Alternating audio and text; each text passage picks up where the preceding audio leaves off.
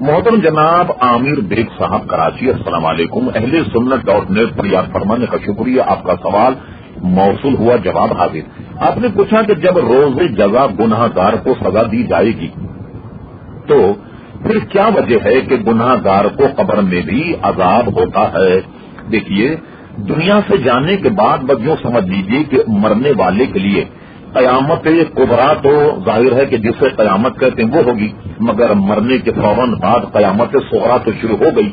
اور یہ کہ اسے قبر میں عذاب دیا جاتا ہے، یہ یوں ہی فلسفہ نہیں ہے، بلکہ مشکاۃ شریف میں اس پر پورا باب ہے، اور اس باب کا نام ہی اس بات عذاب قبر رکھا گیا۔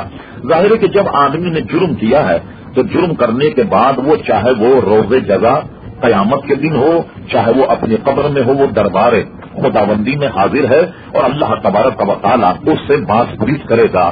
لیکن بیگ صاحب شاید آپ یہ سمجھ گئے، اور اسی میں آپ کو میں سمجھتا ہوں سہو ہو گیا کہ شاید ہر آدمی عذاب کیا جائے گا۔ نہیں، بلکہ جو آدمی باغی ہوتا تو ظاہر ہے کہ اس کو سزا سنانے سے پہلے بھی جیل میں رکھا جاتا ہے، اور جرم ثابت ہونے کے بعد پھر اس کو سزا دی جاتی ہے۔ لیکن یہ معاملہ مسلمانوں کے ساتھ نہیں ہے۔ اسی مشکاۃ شریف اس بات عذاب قبر پڑھیے آپ کہ ہر مرنے والے کے قبر میں دو فرشتے آتے، منکر نکیر، وہ اس سے سوال کرتے، من ربوں کا، بتا تیرا رب کون ہے؟ وہ جواب دے گا ربی اللہ، میرا رب اللہ۔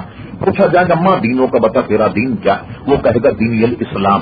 پھر اس سے پوچھا جائے گا ہر قبر والی کی قبر میں جناب نبی کریم علیہ الصلوۃ والسلام جلوہ گر ہوں گے، اور فرشتے اس سے حضور علیہ السلام کو دکھا کر پوچھیں گے ماں کنتا تقول فی حق حاضر رجل، اے قبر والے یہ بتا کہ یہ سامنے تیرے کھڑے ہوئے ہیں، یہ مرد، یہ انسان، یہ آدمی، یہ کون؟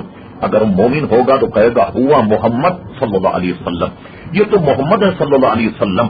اور آپ یقین جانیے کہ ہر انسان جو مسلمان ہے وہ وہاں یہ تینوں باتیں درست بتائے گا۔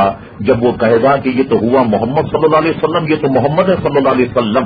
اب دیکھیے آپ کو جو یہ جملہ ذہن میں کھٹک رہا ہے کہ قبر میں عذاب ہوگا، یہ ہر ایک کے لیے نہیں، بلکہ جب وہ تینوں سوالوں کے جواب دے چکے گا تو فرشتہ اس سے کہے گا نہ مکنو متل عروس، اے قبر والے اب تو ایسے سو جا قیامت تک جیسے دلہن سوتی ہے۔ اب میں سمجھتا ہوں کہ اس کو سننے کے بعد آپ کے ذہن کا خلفشار دور ہو گیا ہوگا۔